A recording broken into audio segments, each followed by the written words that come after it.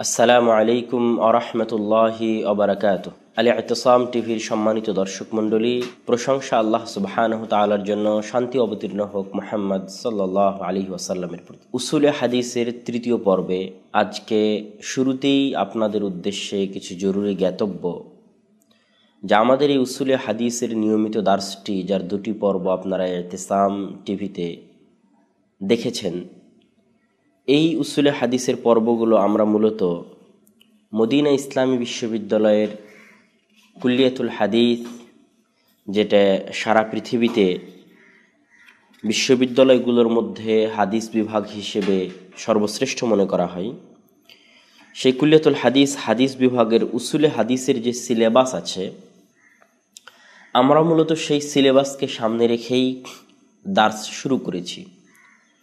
সেই সিলেবাসেই আমরা প্রথম পর্বে উসুলে হাদিস সম্পর্কে আলোচনা করেছি, উসুলে হাদিস কি। তারপরের পর্বে উসুলে হাদিসের ইতিহাস সম্পর্কে আলোচনা করেছি।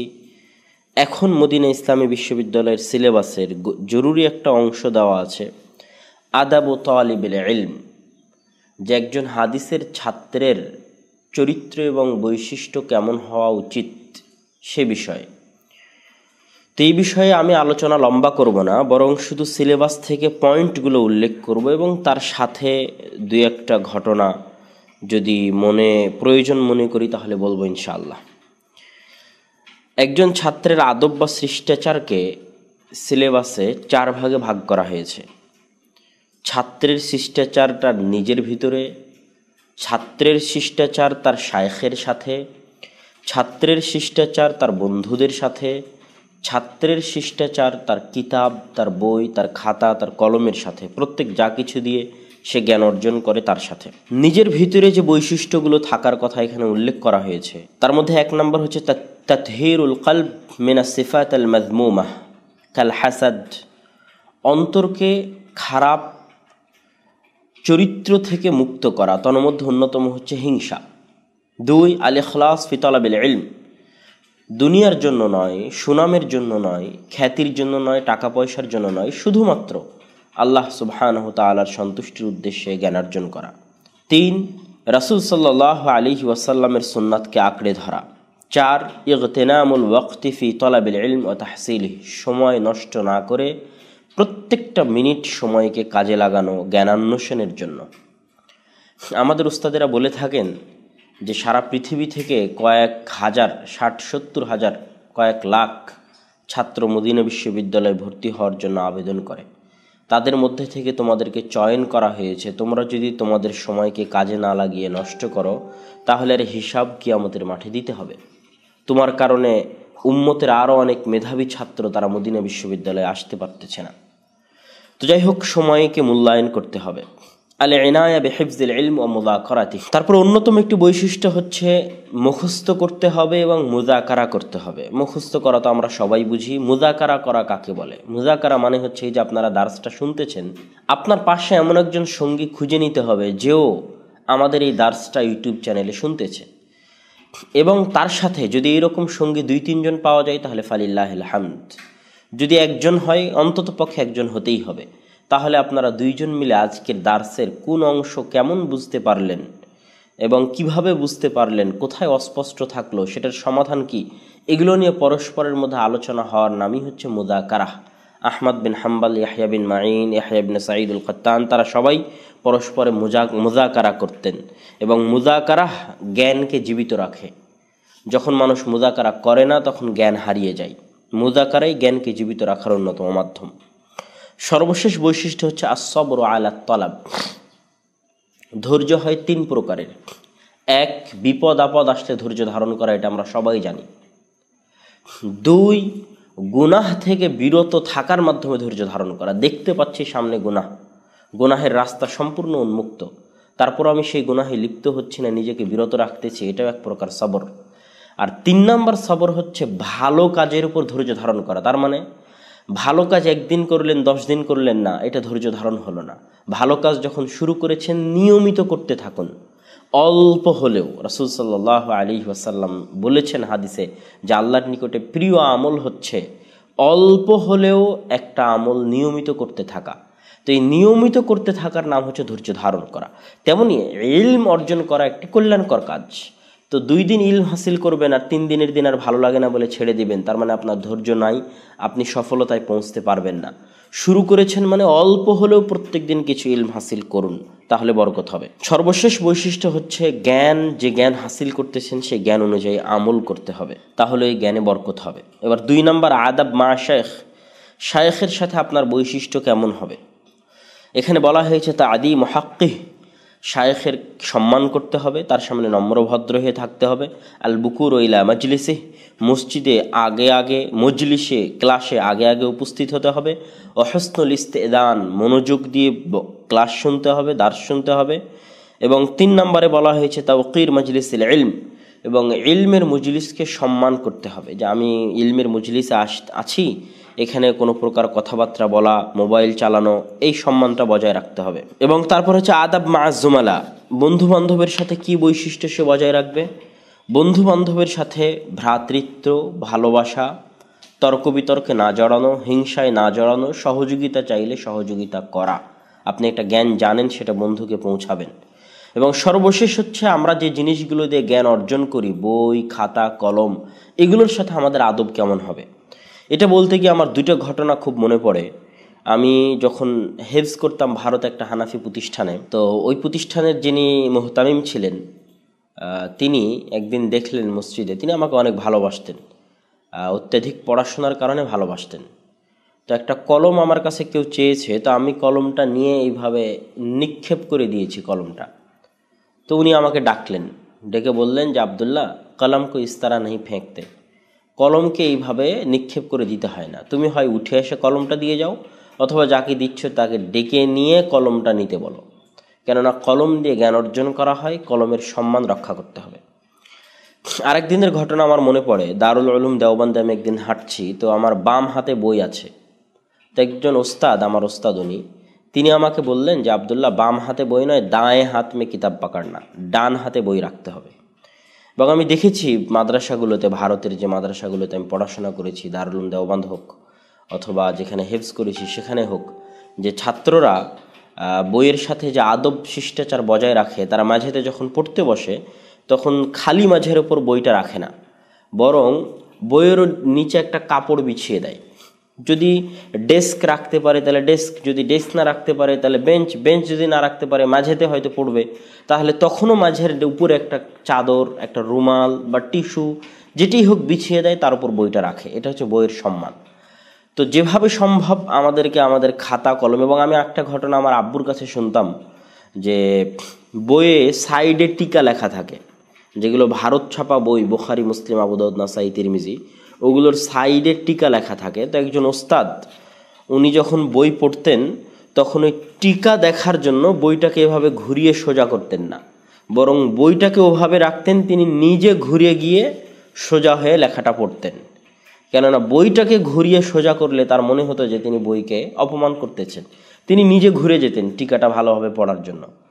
তো যেটাই হোক, যেভাবেই হোক, আমাদেরকে আমরা যে জিনিসগুলোর মাধ্যমে ইলম হাসিল করি, সেটা আমাদের শিক্ষক হোক, সেটা প্রতিষ্ঠান হোক, আর সেটা আমাদের খাতা কলম বই হোক, সেটার সম্মান আমাদেরকে রক্ষা করতে হবে। আল্লাহ সুবহানাহু ওয়া তাআলা আমাদের সেই তৌফিক দান করুক, আল্লাহুম্মা আমিন। তারপরে মদিনা বিশ্ববিদ্যালয়ের সিলেবাসে, আমার হাতে যেটা আছে এটা সিলেবাস, মদিনা বিশ্ববিদ্যালয়ের সিলেবাসে উসুলে হাদিসের আলোচনায় তারপরে যেটা রাখা হয়েছে সেটাই আমাদের আজকের আলোচনার জরুরি এবং গুরুত্বপূর্ণ অংশ। সেটা হচ্ছে আকসামুল হাদিস বিতাআদ্দুদিত তুরুক, হাদিসের যে প্রকারভেদ, এই প্রকারভেদগুলোর কয়েকটা ধরন আছে। ধরনগুলোর মধ্যে একটা ধরন হচ্ছে হাদিসের বর্ণনাকারী রাবির সংখ্যার উপর ভিত্তি করে হাদিসের প্রকারভেদ। হাদিসের বর্ণনাকারী রাবির সংখ্যার উপর ভিত্তি করে হাদিসের প্রকারভেদ। যেমন রাসূল সাল্লাল্লাহু আলাইহি ওয়াসাল্লাম থেকে কয়জন সাহাবী হাদিসটা শুনল, ওই সাহাবী থেকে কয়জন তাবি হাদিসটা শুনল, ওই তাবি থেকে কয়জন তাবি হাদিসটা শুনল, এইভাবে হাদিসের প্রত্যেক স্তরে ছাত্র শিক্ষকের সংখ্যাটা কত, এটার উপর ভিত্তি করে হাদিসের প্রকারভেদ করা, এটা হচ্ছে এক প্রকার। এই প্রকারভেদটা 2 ভাগে বিভক্ত, একটা হচ্ছে মুতাওয়াতির আর একটা হচ্ছে খাবরে আহাদ। মুতাওয়াতিরের সংজ্ঞায় সঙ্গে বলার আগে একটা জিনিস আমাদের স্মরণে রাখতে হবে, সেটা হচ্ছে মুতাওয়াতের পরিভাষাটা মুহাদ্দিসদের নিকটে পরিচিত ছিল না। বর্ণনাকারীর সংখ্যার উপর ভিত্তি করে হাদিসের প্রকারভেদ দুইটা, একটা হচ্ছে মুতাওয়াতির আর একটা হচ্ছে খাবরে আহাদ।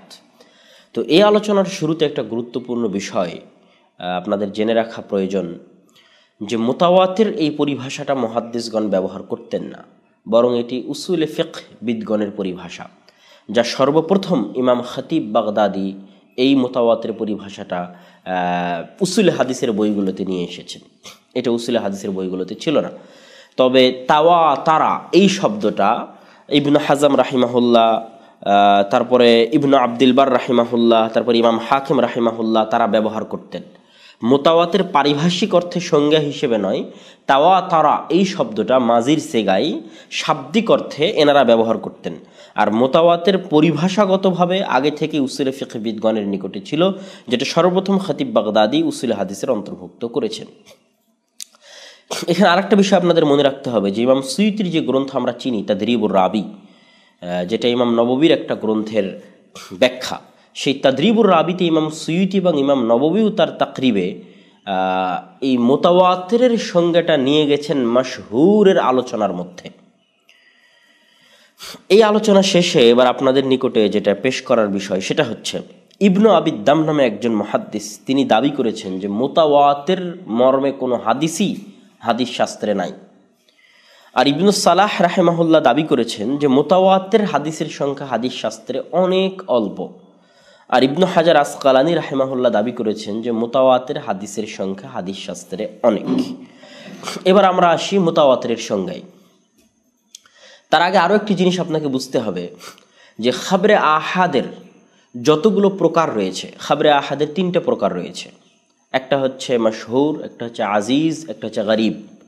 এই যতগুলো প্রকার রয়েছে সবগুলোই সানাদের সাথে সংশ্লিষ্ট, কিন্তু মুতাওয়াতিরের কোনো সম্পর্ক সানাদের সাথে নাই। মুতাওয়াতিরের সম্পর্ক মাতানের সাথে। মুতাওয়াতির হচ্ছে এমন হাদিস যার মধ্যে চারটা শর্ত পাওয়া যায়। এক, কাসরাতুল আদাদ, এত অধিক সংখ্যক রাবি হাদিসটি বর্ণনা করেছে যে এত অধিক সংখ্যক রাবি একসাথে মিথ্যা বলবে, এটা হওয়া অসম্ভব। এটা হলো এক নম্বর শর্ত। দুই নম্বর শর্ত, এই রকম অধিক সংখ্যক বর্ণনাকারী হাদিসটির প্রত্যেকটা স্তরে আছে। সাহাবিদের স্তরেও 60-70 জন, 50 জন অধিক সংখ্যক, তাবিদের স্তরেও এরকম অধিক সংখ্যক, তাবিদের স্তরেও এরকম অধিক সংখ্যক। হাদিসটার প্রত্যেক স্তরে এরকম অধিক সংখ্যক রাবি হাদিসটি বর্ণনা করেছে। তিন নম্বর শর্ত হচ্ছে হাদিসটি যেখানে গিয়ে শেষ হয়েছে, তথা রাসূল সাল্লাল্লাহু আলাইহি ওয়াসাল্লাম, বা হাদিসটি যেখান থেকে উৎপত্তি লাভ করেছে রাসূল সাল্লাল্লাহু আলাইহি ওয়াসাল্লাম থেকে, ওই জায়গায় হাদিসের বর্ণনা করার ভাষাটা হবে হিস, যেটা পঞ্চ ইন্দ্রিয় সংশ্লিষ্ট। যেমন ওই জায়গায় সাহাবী বলবে না যে রাসূল সাল্লাল্লাহু আলাইহি ওয়াসাল্লাম বলেছেন, বা ওই জায়গায় সাহাবী বলবে না যে রাসূল সাল্লাল্লাহু আলাইহি ওয়াসাল্লাম হতে আন বা ক্বালা, এরকম নয়, বরং ওই জায়গায় সাহাবী বলবেন যে আমি রাসূল সাল্লাল্লাহু আলাইহি ওয়াসাল্লামকে বলতে শুনেছি, অথবা আমি রাসূল সাল্লাল্লাহু আলাইহি ওয়াসাল্লামকে করতে দেখেছি। এই যে করতে দেখা, এটা পঞ্চ ইন্দ্রিয়ের একটা দেখা। আর এটা হচ্ছে বলতে শোনা, এই যে শুনেছি বলতে, এটা হচ্ছে পঞ্চ ইন্দ্রিয়ের একটা। এই জাতীয় শব্দ থাকবে যেখানে হাদিসের উৎপত্তি হবে, সেখানে যে সামি'তু অথবা রাআইতু, আমি রাসূল সাল্লাল্লাহু আলাইহি ওয়াসাল্লামকে দেখেছি অথবা রাসূল সাল্লাল্লাহু আলাইহি ওয়াসাল্লামকে বলতে শুনেছি। এবং চতুর্থ শর্ত বা চতুর্থ যে বিষয়টা মুতাওয়াতির হাদিসের সাথে, যে যখন এই তিনটে জিনিস পাওয়া যাবে, এক, অধিক সংখ্যক রাবি, দুই, প্রত্যেক স্তরে অধিক সংখ্যক রাবি, আর তিন, হাদিসের শেষ অংশটা হিস, অনুভব শক্তির উপর, আর চার, তখন এই হাদিসটা আমাদেরকে ইলমে কাতঈ বা ইলমে ইয়াকিনের ফায়দা দিবে। এই ইলমে কাতঈ আর ইলমে ইয়াকিনি কি? এটা একটি মান্তিকের পরিভাষা। মান্তিকের পরিভাষায় বলা হয়ে থাকে যে দিন যেমন হয়েছে, রাত যেমন হয়েছে, এটা যেমন মানুষকে বুঝার জন্য চিন্তা ভাবনা করা লাগে না, বরং উইদাউট এনি থিঙ্কিং, কোনো প্রকার চিন্তা ভাবনা ছাড়াই মানুষ বুঝতে পারে যে রাত হয়ে গেছে। কোনো প্রকার চিন্তা ভাবনা ছাড়াই মানুষ বুঝতে পারে যে দিন হয়ে গেছে। কোনো প্রকার চিন্তা ভাবনা ছাড়াই যখন মানুষ আগুনে আঙ্গুল দেয়, যখন তাকে গরম লাগে, তখন চিন্তা ভাবনা করা লাগে না যে আমাকে গরম লাগতেছে। তো এই দিন হওয়া, রাত হওয়া, এটা যেমন ইয়াকিন নিশ্চিত কোনো চিন্তা ভাবনা ছাড়াই। ঠিক মুতাওয়াতের হাদিস যে সহি আল্লাহ রাসূলের হাদিস, এটার জন্য কোনো চিন্তা ভাবনার প্রয়োজন নাই, এটার জন্য সানাদের কোনো তাহকিকের প্রয়োজন নাই, রাবিদের অবস্থা যাচাই বাছাইয়ের কোনো প্রয়োজন নাই। বরং রাবিদের অবস্থা যাচাই বাছাই ছাড়াই, সানাদ দেখা ছাড়াই যখন একটা হাদিস মুতাওয়াতের হয়ে যাবে, তখন কোনো প্রকার চিন্তা ভাবনা ছাড়াই সেই হাদিসটা রাসূল সাল্লাল্লাহু আলাইহি ওয়াসাল্লামের হাদিস বলে গণ্য হবে। এটা হচ্ছে মুতাওয়াতের। এবার আমরা আসি যে মুতাওয়াতিরের এই যে সংখ্যাধিক্যটা, এই সংখ্যাধিক্যটার মানে কি। তো কেউ কেউ বলেছে, যেমন ইমাম বাকিল্লানি বলেছে প্রত্যেক স্তরে 5 জন হতে হবে, কেউ কেউ বলেছে প্রত্যেক স্তরে 10 জন হতে হবে, কেউ কেউ বলেছে মুসা আলাইহিস সালাম 40 জন নিয়ে গেছিলেন, এই জন্য প্রত্যেক স্তরে 40 জন হতে হবে। এইরকম মেলা অনেক মন্তব্য আছে। কেউ কেউ বলেছে প্রত্যেক স্তরে অন্তত 7 জন হতে হবে।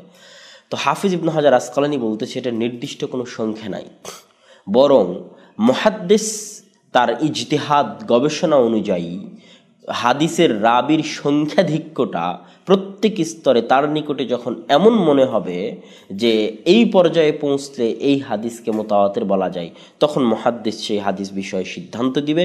এটা মুহাদ্দিসের ইজতিহাদের উপর নির্ভরশীল, কোনো নির্দিষ্ট সংখ্যার প্রয়োজন নাই। সম্মানিত উপস্থিতি, মুতাওয়াতির হাদিসের একটা উদাহরণ হচ্ছে মান কাযাবা আলাইয়া মুতাআম্মিদান ফালইয়াতাবাওয়া মাকআদাহু মিনান নার। যে ব্যক্তি আমার নামে মিথ্যা কথা বলল, মিথ্যা হাদিস বর্ণনা করলো, সে যেন তার থাকার জায়গা জাহান্নামে বানিয়ে নিল। এই হাদিসটি 62, ইমাম ইবনুস সালাহের মতে, আর ইমাম নববীর মতে 200, আর ইমাম ইরাকির মতে 70-এর অধিক সাহাবী থেকে বর্ণিত। তো এবং এই হাদিসের প্রত্যেক স্তরে এরকম সংখ্যাধিক্য আছে। সাহাবীদের সংখ্যায় যেমন 60-70, কেউ বলেছে 200 জন, সেরকম প্রত্যেক স্তরে সংখ্যাধিক্য আছে। এই জন্য এই হাদিসটিকে মান কাযাবা আলাইয়া মুতাআম্মিদান ফালইয়াতাবাওয়া মাকআদাহু মিনান নার, এই হাদিসটিকে মুতাওয়াতির হাদিসের অন্তর্ভুক্ত বলে গণ্য করা হয়। এবার আমরা দেখব যে মুতাওয়াতির হাদিসের উপর মুহাদ্দিসগণ কিছু বই পুস্তক লিখেছেন। সেই বই পুস্তকগুলোর মধ্যে অন্যতম একটি কিতাব হচ্ছে ইমাম সুয়ুতি রাহিমাহুল্লাহর লিখিত কিতাব, সেটা হচ্ছে আল ফাওয়াইদুল মুতাকাতিরাহ ফিল আখবারিল মুতাওয়াতিরাহ। এবং এই বইটিকে তিনি কয়েকবার সংক্ষিপ্ত করেছেন, যেটা আল আজহারুল মুতানাসিরাহ অথবা কাতফুল আজহারিল মুতানাসিরাহ, এই 2 নামে প্রসিদ্ধ। এই বইয়ে ইমাম সুয়ুতি রাহিমাহুল্লাহ মুতাওয়াতির হাদিসগুলো জমা করার চেষ্টা করেছেন। তবে এখানে একটি মজার বিষয় উল্লেখ্য যে ইমাম সুয়ুতি রাহিমাহুল্লাহ এই যে বইটি লিখেছেন মুতাওয়াতির হাদিসের উপর, এই বইটিকে তিনি আলাল আবওয়াব অধ্যায় আকারে সাজিয়েছেন। তিনি বইটিকে যেমন সালাত, সিয়াম, হজ, জাকাত এরকম অধ্যায় আকারে সাজিয়েছেন ইমাম সুয়ুতি রাহিমাহুল্লাহ তার মুতাওয়াতির সংক্রান্ত এই বইটিকে। সম্মানিত উপস্থিতি, এবার আমরা মুতাওয়াতিরের আলোচনা শেষ করে প্রবেশ করব খাবরে আহাদের আলোচনার মধ্যে। খাবরে আহাদ আমরা দেখেছি, শুনেছি, কিছুক্ষণ আগেও বলেছি 3 প্রকার: মাশহুর, আজিজ, গরিব। মাশহুর নিয়ে একটু লম্বা আলোচনা করতে হবে। আমি আলোচনাগুলো এই জন্য বেশি ডিটেইলস করতেছি যে যারা বুঝতে পারবেন তারা হয়তো সারমর্ম শুনেই বুঝে যাবেন। আলোচনার শেষে আমরা একটা সারমর্ম পেশ করব। তো মাশহুর হাদিস বিষয়ে যে বিষয়টি আমাদের জানা থাকতে হবে সেটি হচ্ছে যে মাশহুর একটা হচ্ছে ইস্তিলাহি আর একটা হচ্ছে গায়র ইস্তিলাহি। একটা হচ্ছে পরিভাষাগত মাশহুর আর একটা হচ্ছে শাব্দিক অর্থে মাশহুর। তো শাব্দিক অর্থে মাশহুরটাই বেশি জনসমাজে প্রচলিত, এবং মাশহুরের ওপর যত বই লিপিবদ্ধ করা হয়েছে সব বই শাব্দিক অর্থে মাশহুরকে সামনে রেখে লিপিবদ্ধ করা হয়েছে। শাব্দিক অর্থে মাশহুর মানে প্রসিদ্ধ হাদিস। হাদিস সহিহ হোক, জয়ীফ হোক, হাদিসের সানাদ থাক অথবা না থাক, হাদিসের সানাদের রাবির বর্ণনাকারীর সংখ্যা 1টা হোক, 2টা হোক, অধিক হোক, যেটাই হোক, হাদিস যখন মানুষের মাঝে প্রসিদ্ধ হয়ে গেছে তখন সেটাকে মাশহুর হাদিস বলা হচ্ছে। এটা হচ্ছে শাব্দিক অর্থে মাশহুর হাদিস। যেমন একটা হাদিস আমাদের মাঝে প্রসিদ্ধ যে জ্ঞান অর্জনের জন্য চীন হলেও যাও, এই হাদিসটা আমাদের মাঝে প্রসিদ্ধ হচ্ছে। হাদিস মিথ্যা, জাল হাদিস, কোনো ভিত্তি নাই, কিন্তু এটা একটি প্রসিদ্ধ হাদিস। তো এইরকম হাদিস যখন মানুষের মুখে প্রসিদ্ধ হয়ে যায় তখন সেটাকে শাব্দিক অর্থে মাশহুর বলা হয়। এবং মাশহুরের উপর যত গ্রন্থ লিপিবদ্ধ করা হয়েছে সব গ্রন্থেই শাব্দিক অর্থে মাশহুরকে সামনে রেখে লিপিবদ্ধ করা হয়েছে। এই গুরুত্বপূর্ণ পয়েন্টটা আপনাদের মনে রাখতে হবে, কেননা মাশহুরের উপর অনেক বই আপনারা দেখতে পাবেন, আল মাকাসিদুল হাসানাহ, তারপরে আপনার কাশফুল খাফা, এই জাতীয় কিছু গ্রন্থ মাশহুরের উপর দেখতে পাবেন। এগুলো সবই, এবং ইমাম সুয়ুতির একটা গ্রন্থ আছে মাশহুরের উপর, এগুলো সবই মাশহুরের শাব্দিক অর্থকে সামনে রেখে লিপিবদ্ধ করা হয়েছে এই গ্রন্থগুলো। যেমন ইমাম সুয়ুতির যেটা গ্রন্থ মাশহুরের উপর, সেটা হচ্ছে আদ-দুরারুল মুনতাসারাহ ফিল আহাদিসিল মুশতাহারাহ।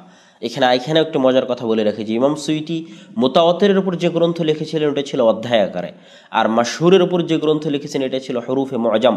ডিকশনারি যেমন অক্ষর আকারে সাজানো থাকে, এ বি সি ডি আলিফ বা তা সা, ওই রকম অক্ষরক্রম অনুযায়ী তিনি তার মাশহুরের উপর যে গ্রন্থটি লিখেছেন সেটা অক্ষরক্রম অনুযায়ী লিখেছেন। তো সম্মানিত উপস্থিতি, মাশহুরের উপর যত গ্রন্থ আছে সব গ্রন্থ শাব্দিক অর্থে মাশহুরকে ভিত্তি করে লেখা হয়েছে। এবার আমরা আসি মাশহুরের পরিভাষাগত সংজ্ঞা। মাশহুরের পরিভাষাগত সংজ্ঞা নিয়ে যেটা সমস্যা সেটা হচ্ছে কেউ মাশহুরকে মুতাওয়াতিরের অন্তর্ভুক্ত করে দিয়েছে, কেউ মাশহুরকে আলাদা করেছে, আবার কেউ মাশহুরকে খাবরে আহাদের অন্তর্ভুক্ত করেছে। এটা হলো প্রথম কথা। তন্মধ্যে জমহুর মুহাদ্দিসগণ মাশহুরকে খাবরে আহাদের অন্তর্ভুক্ত করেছেন, যেটা আমরাও খাবরে আহাদের অন্তর্ভুক্ত করে মাশহুরের আলোচনা করতেছি। এই জমহুর মুহাদ্দিসদের মধ্যে অন্যতম হচ্ছে হাফিজ ইবনে হাজার আসকালানী। আর হানাফি উলামায়ে কেরাম মাশহুরকে আলাদা মুস্তাকিল একটা প্রকার হিসেবে গণ্য করেছে। আর হানাফিদের মধ্যে ইমাম জাসসাস রাহিমাহুল্লাহ মাশহুরকে মুতাওয়াতিরের অন্তর্ভুক্ত করেছেন, আর ইমাম সুয়ুতি আর ইমাম নববী মুতাওয়াতিরকে মাশহুরের অন্তর্ভুক্ত করেছেন। এগুলো হচ্ছে ইমামদের মতভেদ, ইখতিলাফ, যেটা যারা উঁচু জ্ঞান অর্জন করতে চায়, সূক্ষ্ম জ্ঞান রাখতে চায় তাদের জন্য। তো সম্মানিত উপস্থিতি, হানাফিগণ যখন মাশহুরকে একটা আলাদা প্রকার করেছে তখন তাদের সংজ্ঞাটা কি? হানাফিগণ যখন মাশহুরকে একটা আলাদা প্রকার করেছে তখন তাদের সংজ্ঞা হচ্ছে এমন হাদিস, পারিভাষিক সংজ্ঞা, এমন হাদিস যেটা শুরুতে ছিল খাবরে আহাদ, তথা শুরুতে এই হাদিসের সাহাবীর স্তরে হোক বা তাবির স্তরে হোক বর্ণনাকারীর সংখ্যা ছিল 1 2 জন, অল্প, খাবরে আহাদ, গরিব। কিন্তু পরবর্তীতে গিয়ে 2য় শতাব্দী হিজরিতে গিয়ে 3য় শতাব্দী হিজরিতে গিয়ে এই হাদিসটার বর্ণনাকারীর সংখ্যা অধিক হয়ে যায় তাবির স্তরে। তারপরে গিয়ে এই হাদিসের বর্ণনাকারীর সংখ্যা অধিক হয়ে যায়। এটা হচ্ছে হানাফিদের নিকটে মাশহুরের যেটা মুস্তাকিল মাশহুর তারা মনে করে সেটার সংজ্ঞা। এবার আমরা আসি, ইবনু মান্দা রাহিমাহুল্লাহ মাশহুরের একটা আলাদা সংজ্ঞা দিয়েছেন। ইবনু মান্দা রাহিমাহুল্লাহ মাশহুরের সংজ্ঞা দিতে গিয়ে বলেছেন যে একজন নির্দিষ্ট ইমাম যার নিকটে এসে বিভিন্ন সানাদ জমা হয়। কিছু ইমাম পৃথিবীতে এমন ছিলেন যারা এত হাদিস বর্ণনা করেছেন এবং এত শহর ভ্রমণ করেছেন এবং এত শিক্ষকের নিকট থেকে হাদিস শুনেছেন এবং এত লক্ষ ছাত্র তাদের নিকট থেকে হাদিস শুনেছে যে খুব কম হাদিসই আছে যেই হাদিসের সানাদের রাবির মধ্যে তারা থাকেন না, বরং অধিকাংশ হাদিসের সানাদের রাবির মধ্যে তারা থাকেন। অধিক সংখ্যক শাইখ থেকে হাদিস শোনার কারণে, অধিক শহর ভ্রমণ করার কারণে এবং লক্ষ ছাত্র থাকার কারণে। তো তাদেরকে, এই ধরনের রাবিদেরকে বলা হয় মাদার, ভিত্তি। যেমন ইমাম জোহরি, প্রচুর হাদিস পাবেন যে হাজার ছাত্র হাদিসটা বর্ণনা করতেছে, করতে হাদিসটা এসে ইমাম জোহরিতে জমা হয়ে গেছে। আবার ইমাম জোহরি এই হাদিসটা শত 10 জন 12 জন 15 জন শাইখ থেকে বর্ণনা করতেছে। তো ইমাম জোহরি হলো ভিত্তি। এরকম বহু মুহাদ্দিস আছে যারা এত সংখ্যক হাদিসের বর্ণনাকারী এবং তাদের ছাত্র এত সংখ্যক, তাদের শিক্ষক এত সংখ্যক যে তাদেরকে হাদিস শাস্ত্রে বলা হয় মাদার, ভিত্তি। তো ইবনু মান্দা রাহিমাহুল্লাহ বলতেছেন তিনি আজিজের সংজ্ঞা, তিনি গারিবের সংজ্ঞা, তিনি মাশহুরের সংজ্ঞা সব কিছুকেই এই মাদার কেন্দ্রিক করেছেন। ইমাম জোহরিদের মতো ইমাম যাদের নিকটে এসে হাদিস জমা হয়, হাদিস একত্রিত হয়, এইরকম ইমামকে সামনে রেখে তিনি এই সংজ্ঞাগুলো সংজ্ঞায়িত করেছেন। তার মতে এই রকম ইমাম থেকে যখন বর্ণনাকারীর সংখ্যা 3 জন হবে তখন সেটা হবে আজিজ। এই রকম ইমাম থেকে যখন বর্ণনাকারীর সংখ্যা 3-এর অধিক হবে তখন সেটা হবে মাশহুর, এবং এই রকম ইমাম থেকে বর্ণনাকারীর সংখ্যা যখন 1 জন হবে তখন সেটা হবে গরিব। এটা ইবনু মান্দা রাহিমাহুল্লাহর একদমই আলাদা একটা সংজ্ঞা যেটা তিনি মাশহুরের জন্য প্রণয়ন করেছেন। ইবনু মান্দা রাহিমাহুল্লাহর সংজ্ঞার সাথে অন্যান্য মুহাদ্দিসদের সংজ্ঞার পার্থক্যটা কি, বা জমহুর মুহাদ্দিসদের সংজ্ঞার পার্থক্যটা কি? জমহুর মুহাদ্দিসদের মধ্যে অন্যতম হচ্ছে হাফিজ ইবনে হাজার আসকালানী। হাফিজ ইবনে হাজার আসকালানী বলছেন হাফিজ ইবনে হাজার আসকালানির সংজ্ঞা বা জমহুর মুহাদ্দিসদের সংজ্ঞাটা আমরা একবারে সারমর্ম আকারে আপনাদের সামনে পেশ করি। সেটা হচ্ছে হাদিসের যে কোনো স্তরে, হাদিসের যে কোনো স্তরে যখন বর্ণনাকারীর সংখ্যা একজন হয় তখন সেটা হয় গারিব।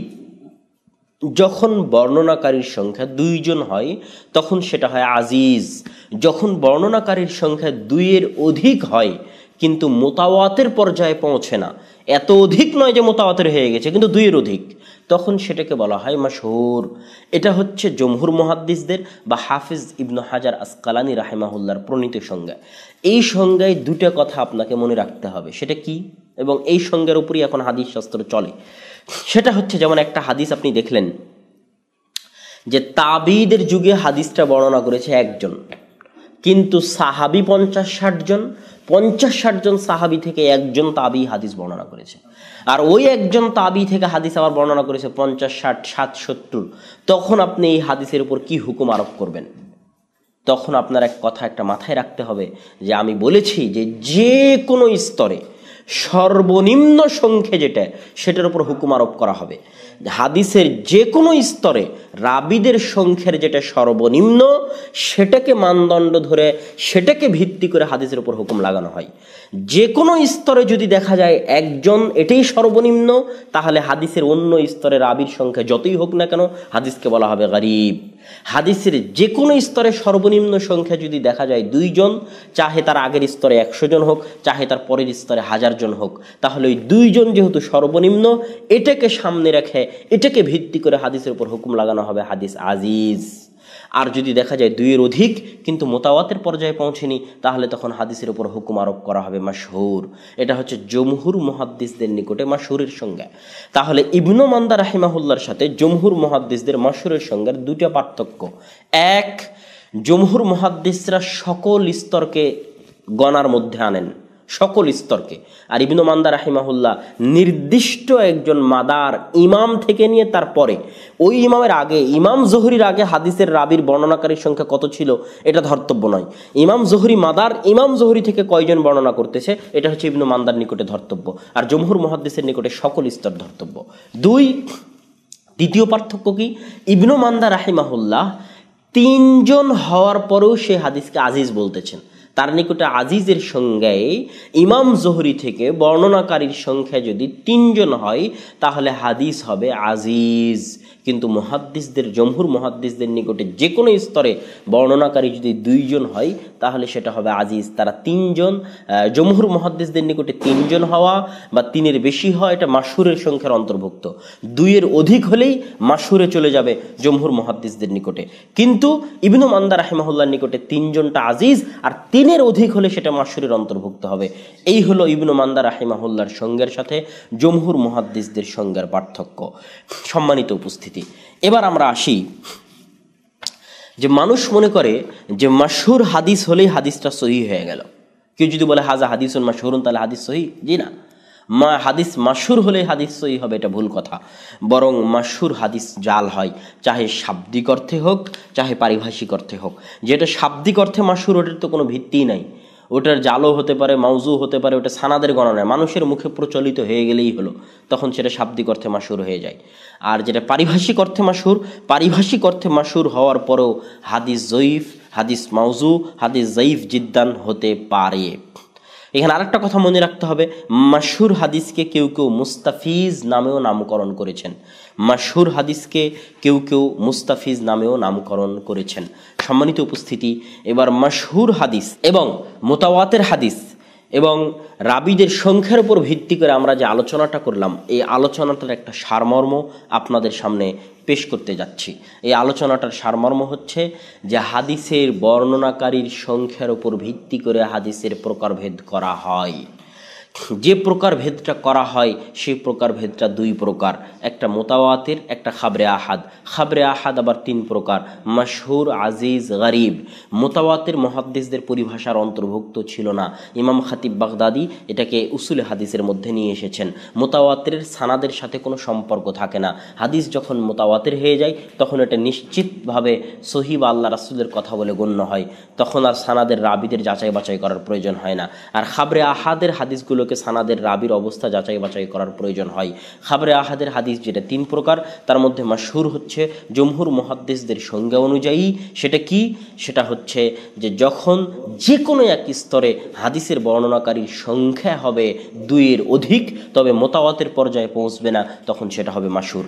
যে কোনো এক স্তরে হাদিসের বর্ণনাকারীর সংখ্যা যখন হবে আজিজ, তখন সেটা হবে, যে কোনো এক স্তরে হাদিসের বর্ণনাকারীর সংখ্যা যখন হবে দুইজন, তখন সেটা হবে আজিজ।